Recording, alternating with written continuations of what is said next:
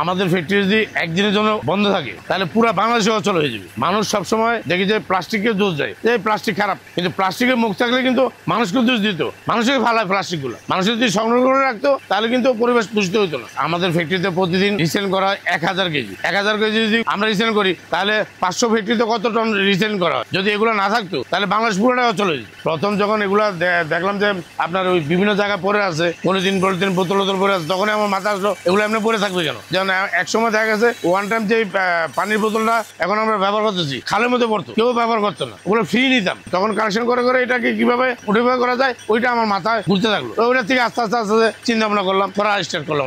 আমি ভবিষ্যতে আশা আছে আরো উন্নত প্রযুক্তি বের করে যাতে আরো বেশি করে রিসাইকেল করতে পারি, সেই চেষ্টা করা। এই প্লাস্টিক রিসাইকেল দিয়ে যেটা তৈরি করা হয়, যা তৈরি করা হয় ওগুলো আমরা ইউজ করি। যখন রিসাইকেল করার আগে তো আপনি ধরতেও চাইবেন না, যখন এটা আপনার রিসাইকেল করবেন তখন এটা কি আপনি হাতে করে নিতে ইচ্ছুক থাকবেন। মাঝে মধ্যে হয় অনেকেই জুস খেয়ে বোতল ফেলায়, ওইটা আমি হাতে করে পেটে নিয়ে আসি, ঠিক আছে, এটা মাঝে মধ্যে আমি করে ফেলাই, অভ্যাস হয়ে গেছে। মানুষ যেটা চিন্তা করে যে প্লাস্টিক মানুষের ক্ষতিকর, আসলে প্লাস্টিক মানুষের ক্ষতিকর না, মানুষের অনেক উপকার আসে। একদিক দিয়ে ক্ষতি করে, মাটিতে পড়লে মাটি উর্বর হয়ে যায়, নষ্ট হয়ে যায়, ঠিক আছে, খালে পড়লে খাল নষ্ট হয়ে যায়, ঠিক আছে, কিন্তু এই প্লাস্টিকের কারণে কিন্তু মানুষের 10টা উপকার হয়। ঘরের আসবাবপত্র সবকিছু নিম্নআয়ের মানুষ যারা, তারা কম দামে জিনিস কিনতে পারতেছে। প্লাস্টিকের তো মুখের জবান নাই, যদি জবান থাকতো তাহলে মানুষকে জিজ্ঞেস করতো যে তোমরা ফালাচ্ছ কেন।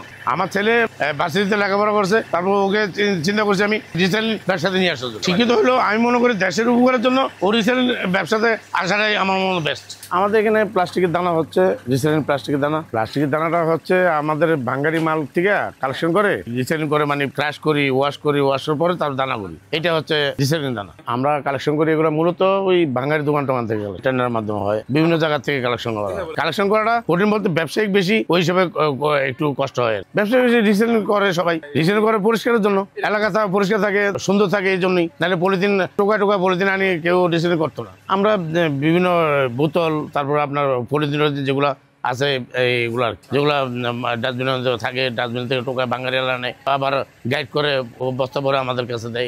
এগুলো আইনে আমরা কাটিং করি, ওয়াশ করি, তারপরে দানা করি। বিভিন্ন গ্রেড থাকে, তার মানুষ থাকে, আমরা বাছা করি। বাছার মধ্যে সবচেয়ে দাম, বাছা হওয়ার পরে তারপরে ক্রাশ করে, ওয়াশ করে দানা করাটা, এটা সিরিয়াল মতন হয় আর কি, একটা পর একটা সিরিয়াল হয়। মেশিনের মধ্যে সবগুলো গুরুত্বপূর্ণ, আপনার ক্রাশ, তারপর ড্রাই, তারপরে দানা, এই একটা পর একটা আছেই, একটা ছাড়া তো একটা হবে না। পরিবেশের জন্য উপকার করে আমাদের চট্টগ্রাম বলদিরপুর পারে বলেন এবং সারা চিটাগাংয়ের যতগুলো ফ্যাক্টরি আছে, এগুলো যদি না থাকতো তাহলে চট্টগ্রামের মানুষ ছাড়তে পারতো না, গাড়ি তো দূরে থাক। এত পলিথিন, এত বজ্র, এত ময়লা থাকে, অবশ্যই সহজ হইতো যদি স্থান থাকতো যে পলিথিন এখানে ফেলাবেন, বোতল এখানে ফেলাবেন, পাকের যে ময়লা এগুলো ফেলাবেন, তাহলে এত কাঁচা হইতো না। আমি আমার বাবার ব্যবসা থেকে আমি শিখছি, আমার বাবার ব্যবসা থেকে শিখে আমি মানুষকে শিখে দিচ্ছি।